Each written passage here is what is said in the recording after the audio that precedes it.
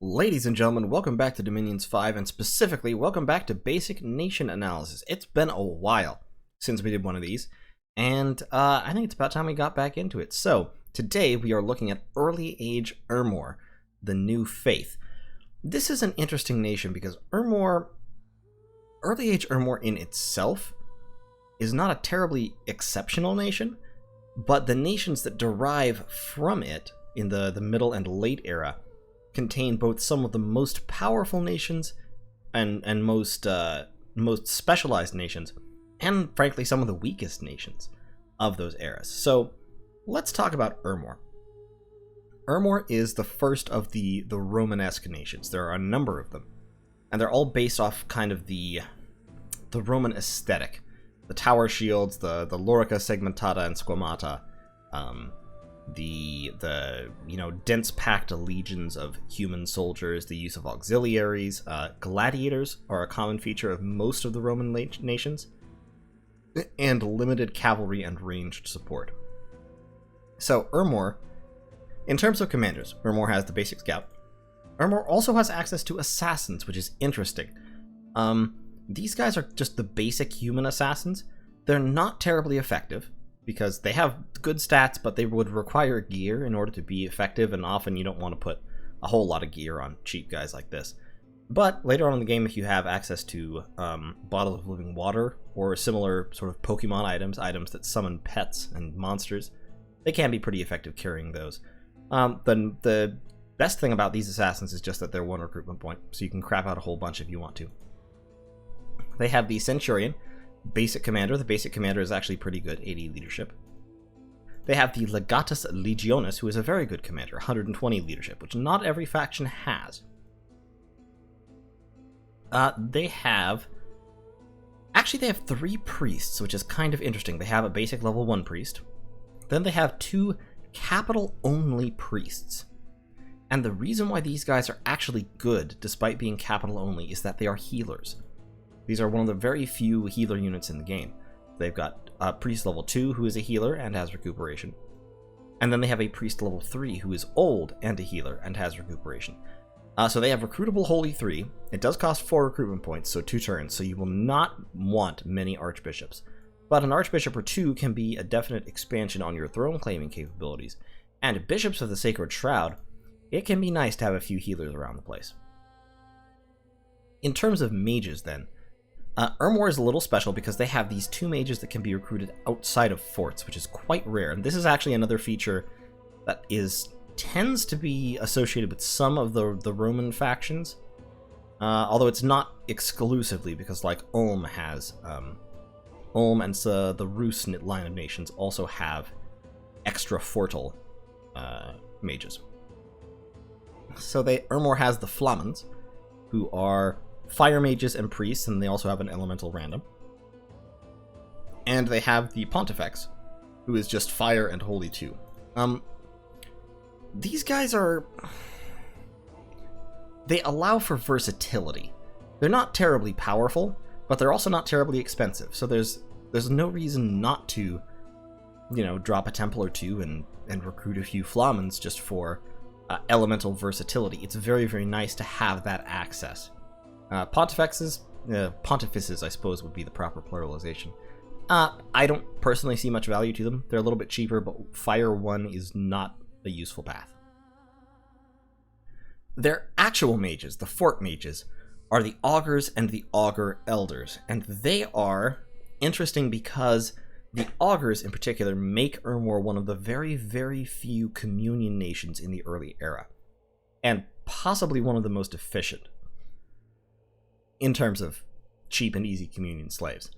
They don't have the raw power of Nephil turbo communions, and they don't have the resilience of Hinnomite, giant Avite sage communions. But what they do have is really, really cheap communion slaves. These augurs, they're Fire 1, Astral 1. They only cost 65 gold, and they're good, efficient researchers as well as fortune tellers. So Ermor has access to these mages. They can do a ton of fire magic very easily out of any fort, because they can communion these guys up and drop fire spells. They don't get any extra fatigue or anything because they're all the same paths. Then you also have the Augur Elders, and the Augur Elders are really, really good mages. They are not capital only, they're not limited. You can recruit them anywhere, and they are fire, astral, and death. Having death communions is a big deal. In the early era, the only nations that have death communions, well, there's a few. There's Niflheim, Ermor, Sauromatia, and I think Satis has communions. I don't recall if early age Satis has communions right off the top of my head. They certainly have enough death. But the Augur Elders are very powerful mages, especially for being, recruit anywhere. They're like, pathwise, I know this is a comparison I've made before, pathwise they're actually similar to Buddhas, except they are communionable instead of stealthy, fast-moving Earth. So, pros and cons. They are old, which means their stats suck and they have fairly high encumbrance.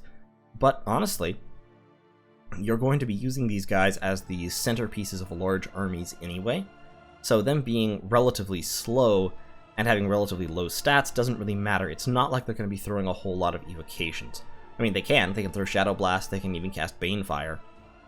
In a big enough communion, they can Disintegrate, and they can cast the Death Battlefield enchantments if you want to, although many of the Death Battlefield enchantments Ermor won't want to cast because they are not undead. But in any case, Augur Elders, 210 gold for 6 paths is a bargain. A real bargain. I think I've mentioned before, my gold standard is if you're paying between 50 and 70 gold per path, then you're fairly efficient. Augur Elders pay like 35 gold per path. They're very efficient mages. They're one of the few big slow-to-recruit mages that is almost research efficient. They have 17 research for only 210 gold. That's really, really good. In terms of troops, then, you have Slingers, which are garbage. You have Ascensus, which are also garbage, but have Javelins. And having a ton of really cheap garbage with Javelins is not a bad thing. I mean, they have defense skill 14, and for a unit this cheap, having defense skill 14 and a Javelin is kind of a big deal. Like, these guys are... yeah, you can crap these guys out and use them pretty effectively, especially if you have one of your good commanders boosting their morale. You can use them in a similar way to how Phlegra uses Heal-It Warriors. These units are the most interesting. The Gladiator and the Rotarius, and these two units follow the Roman-style nations throughout the ages.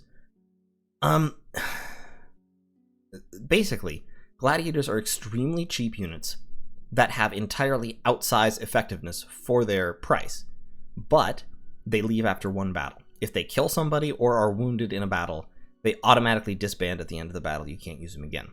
That said, Gladiators are still in many ways the most efficient unit that the Roman nations have, because if you look at them, like this guy, 10 gold, 1 resource, decent protection, decent skills across the board, gets 2 attacks with his flail, and hits like a truck.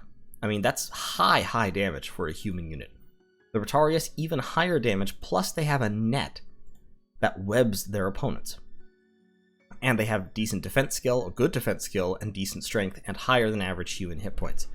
So, Rotariuses and Gladiators are incredibly price efficient. Of course, as I said, if they kill somebody or wound someone or are wounded in a battle, they disappear, which means you are guaranteed to be taking attrition. But to be frank, often it's not all that much more attrition than your regular infantry would take anyway. And they're so cheap. I mean, you almost can't not use them. In particular, Gladiators and Rotariuses especially provide Ermor's early defense against giants and monsters. Because even giants suffer when they are being stabbed by tridents while having been webbed. So these guys are very, very good defensively. You've got levies. Levies are slightly more expensive Ascensi with javelins. They have 2 javelins as usual. Like I said, javelins are never a bad thing. The difference between a levy and an Ascensus is basically morale and attack skill. They actually have slightly lower defense skill, funnily enough. I'm not sure why. I think it's because they wear more armor. No? Oh, their shield is smaller. That's why. Okay, I had been wondering why that was, and I hadn't checked in detail. They have a smaller shield, yeah. Okay, well that's fine. They exist to throw javelins. And then the Roraris, are slightly upgraded once again.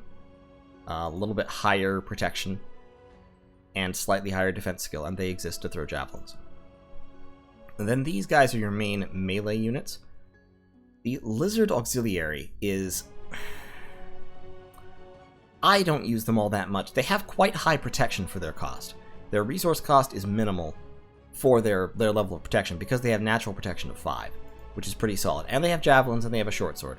So you can use them. The problem is they're cold-blooded, which means in cold environments they suck tremendously. In Cold 3, cold-blooded units have an extra 12 encumbrance, which means these guys effectively have encumbrance 17 if you're fighting Niflheim or Ulm or Kalem or anybody else who has taken Cold 3 for any reason, which makes them very, very hard to use in some circumstances. You have the Hastati, which are kind of your solid basic unit, decent protection, high defense skill for a human unit, and average strength and attack skill plus javelins.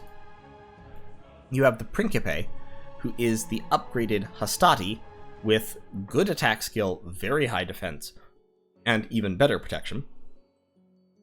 And then you have the Triarius. The Triarius looks like an upgrade, but in fact is not, primarily because they're old. And being old, of course, hurts their stats, hurts their map move, and gives them extra encumbrance. And because their protection is really high, their encumbrance is already garbage. Triarii fall asleep in 10 rounds. Or, well, it's actually 11 rounds because they do have that 1 reinvigoration per round. But it's... They're expensive. They're especially high in resources and recruitment points. Very high in recruitment points. And it makes them hard to use. Now, being high in recruitment points is sort of a theme among these infantry units. The Hastati are high in recruitment points. The Principe are quite high in recruitment points. And then the Triarii are even higher. The standards here are effectively Hastati that have a standard effect. So all units in the squad with a standard have their morale increased. So it's useful to mix a couple of these guys in, just to make sure that your troops don't run away. They do have slightly higher than average morale, especially Principe, but I wouldn't really count on it. Lizards have lower than average morale, which is sort of another point against them.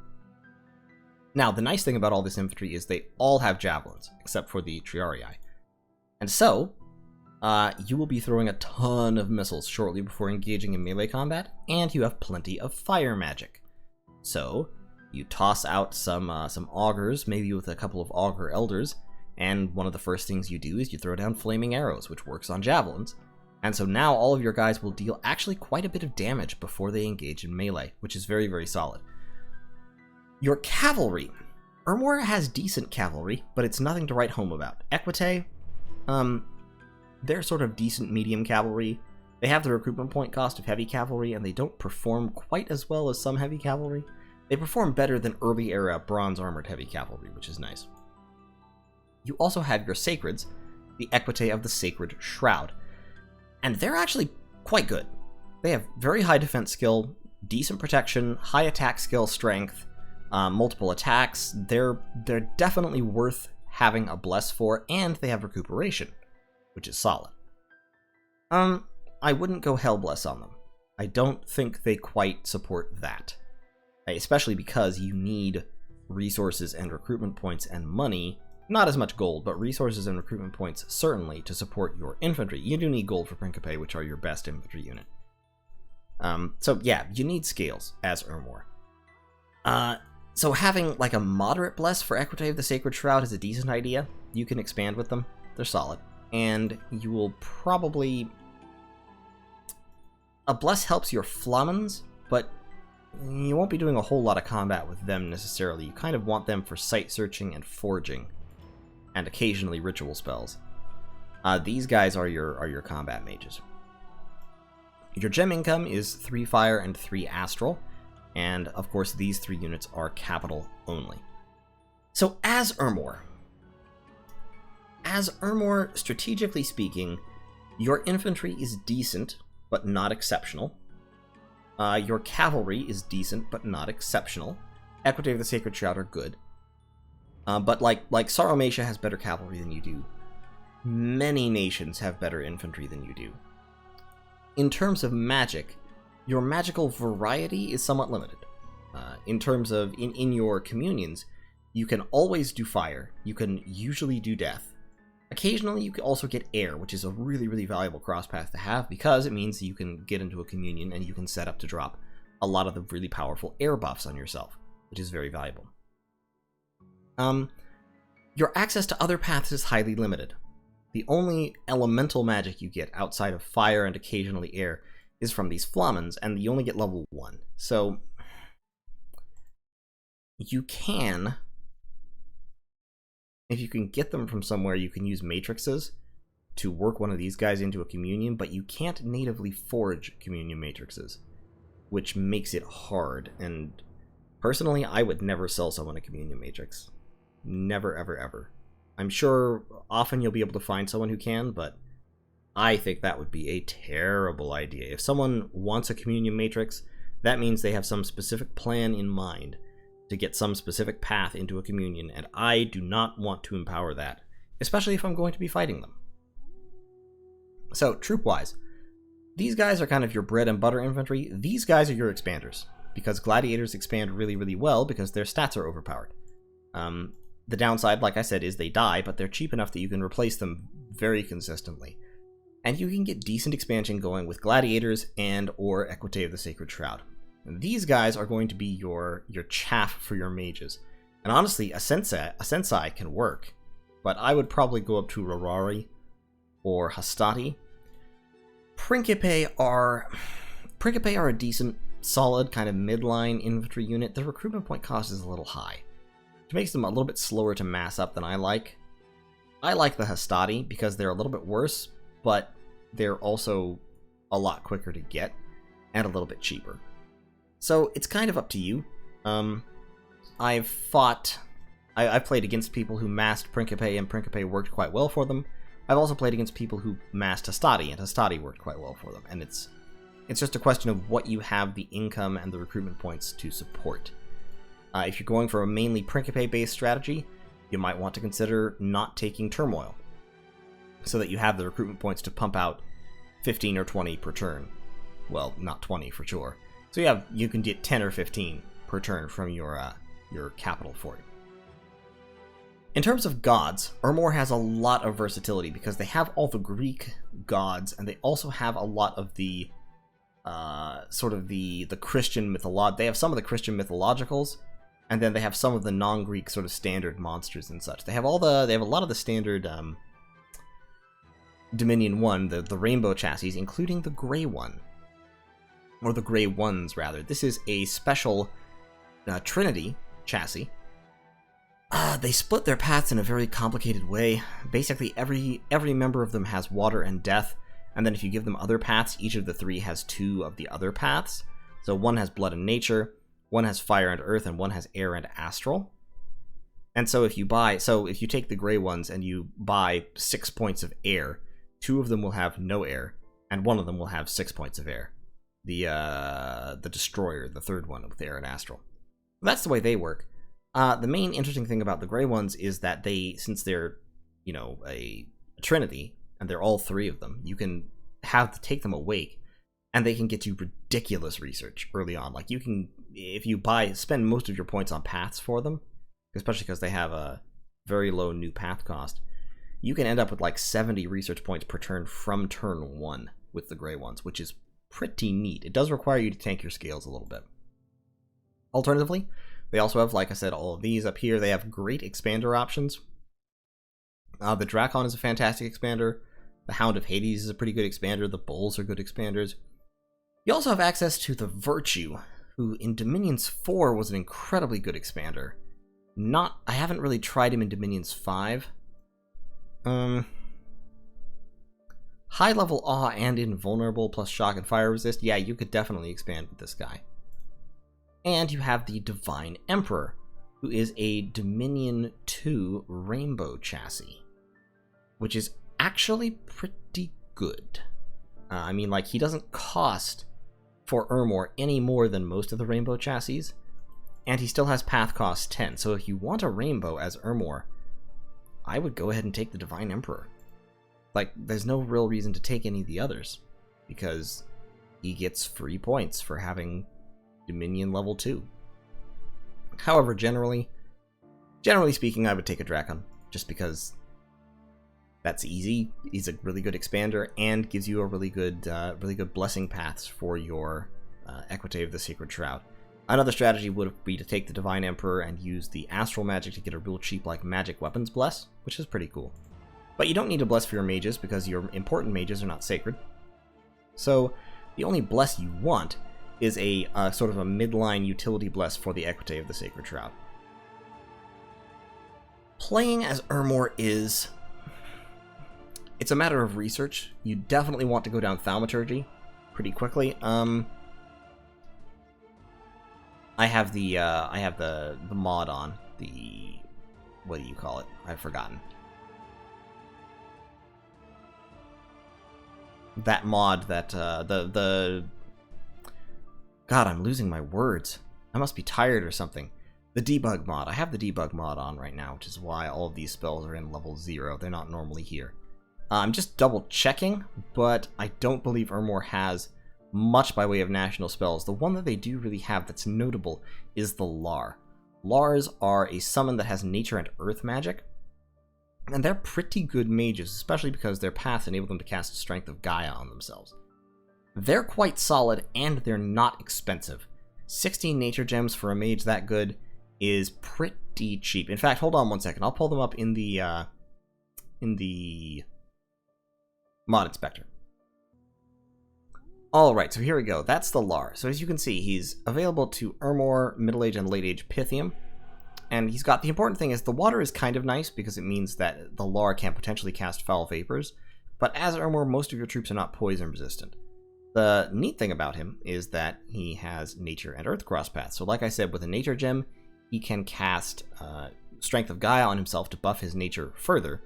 And he can cast Howl, he can cast Relief, he can cast Mass Protection, he can cast all kinds of the big nature spells that you might want to support your large armies of basically human dudes. Also, stealthy. Note, don't thug Lars. I've seen it done. It's not worth it. It's just...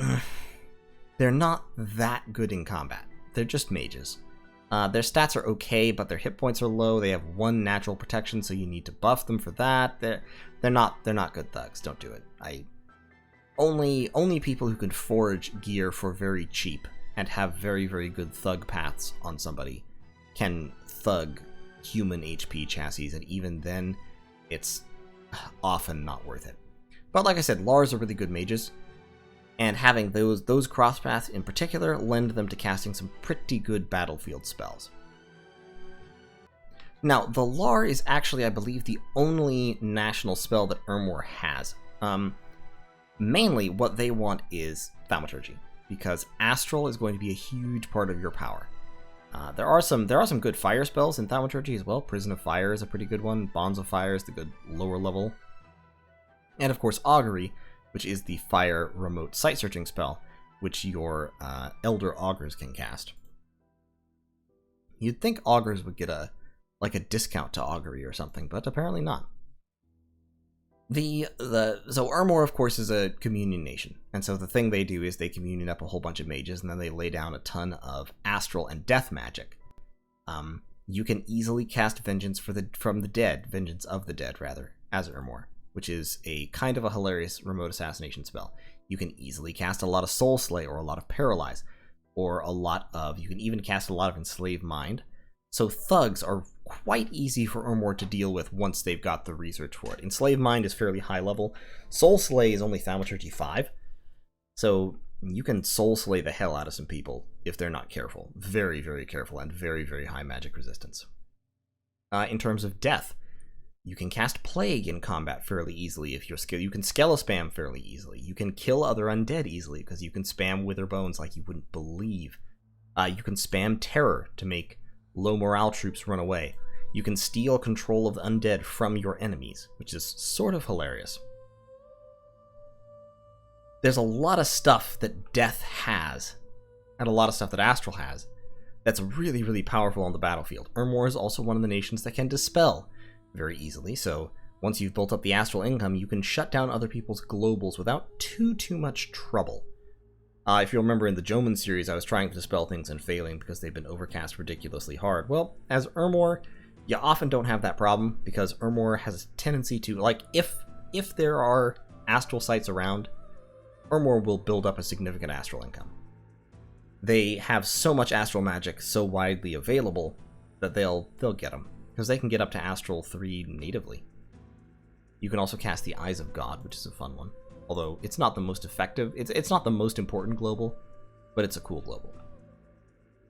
And of course, you can get pretty much all the death summons, particularly if you take a Death God, although I wouldn't exactly recommend that for Ermor. But you can get up to, moderate level death very, very easily as Ermor. And then you can break your way up into Lichcraft and summoning Wraith Lords without too much trouble. So that's Ermor. This guy is going to be your best friend for most of the game, but this guy is actually the star. That Death 3, Astral 2, Fire 3, that's important, having all that access. And while Augurs will be your early game and mid game workhorses, just spamming fire elementals if nothing else, Augur Elders will be the people who carry you into the late game once you break into the high level and effective death spells. They'll be the people who do most of your ritual summoning, they'll be the people who do a lot of site searching, they'll be the ones who headline your mid and late game communions, and cast battlefield enchants and the like. In terms of troops, so these guys are, like I said, the Flamen. You want a few of them to site search. You don't particularly want pontifices. They're just not very good. Troop-wise, I would ignore Triarii entirely. They're just not worth it. Standards, mix a few standards in with Hastati and or some of the cheaper chaff infantry. Gladiators are your expanders and your anti-giant answer. And Equity of the Sacred Shroud are also pretty solid. If you want to use them, you certainly can. You don't need to. If you don't have a lot of recruitment points, you don't necessarily need Equity of the Sacred Shroud. But if you want them, probably my inclination would be to take, honestly, just fire shock resist and, they already have recuperation. Probably, you could get up to Barkskin. That would make them very hard to kill. You could do that fairly easily. Take Growth. You can absolutely take Misfortune 3, because Ermor does not care about Misfortune at all, whatsoever. You can actually, if you want, you could even take Drain, because Augurs are already very efficient researchers, and dropping their research by a point or two wouldn't hurt. On the other hand, you could also take Magic. And if you take Magic 3, then your Augurs will be incredibly effective researchers. 65 gold for 12 research points. Whew! There's a lot of nations that could only hope to have that kind of effect. Since you're in the early age, I would take Heat 3. And the reason I would take Heat 3 is A, it means you can use Lizard Auxiliares fairly effectively, and B, it means that Niflheim can't come and destroy you, which otherwise they will absolutely do. In Heat 3, Nifl Giants are terrible. In Cold 3, they are terrifying. You do need resources as Ermor, because pretty much all of your infantry costs resources. And most of them actually cost more resources than they cost gold. So you do need some resources. Probably cut the magic down. You can afford to take a point of turmoil, and you can take 2 productivity or something like this. You definitely want, I would say you want a little bit of magic just to maximize your research potential, because Ermor can be a very, very fast researching nation if you've taken magic and you're pumping out those augurs. Of course, take Growth 3. You will want some productivity. You can get away with 1, but I find 2 is better. I like 2 because it lets me get out my max of Equite without worrying about it most of the time. And of course, it also lets you recruit more Principes with their 16 resources, or more Hastati with their 14 resources, if you want to do that. Like I said, I tend to lean more on Hastati, so 14 resources versus 12 recruitment points at 11 gold mean I do want some production. You can get away with 1, like I said, that's not too much of a problem. And then you could go neutral on Turmoil, or you could bump up your Dominion by another point. If you want a rainbow, definitely Divine Emperor, and at that point I would probably take him Dormant or even Imprisoned, and not worry about Bless, just rely on having good scales, and doing Gladiators for expansion. Sorry, I totally lost my mind there for a second. Go up the astral chain, take probably magic weapons just to have a counter, and magic resistance, and maybe arcane command? Yeah, I'd probably take arcane command at that point. And now you can just make your scales good. Like, now you can do this with no trouble. Now you have really good scales. And you still have, once he wakes up, he'll be able to cast high-level astral rituals with no trouble whatsoever. So that's definitely a strategy. Or you could go full Augur. Yes, Ermor is one of those nations that can afford to go full Augur with no trouble whatsoever, because the Divine Emperor is really, really cheap. Now you have full scales. No, I'm sorry, Augur. You don't have full scales yet. You have to make some sacrifices. We're going to have to go down to, there. Still want the magic weapons, so we'll take, like that. There, now we're full scales. And of course, at full scales, now you can really leverage Gladiators, and you have good enough native magic that you can pull this off. So Ermor is one of the nations that I would say could do this without suffering too much. You're going to struggle a little bit more to get off your good rituals. I would probably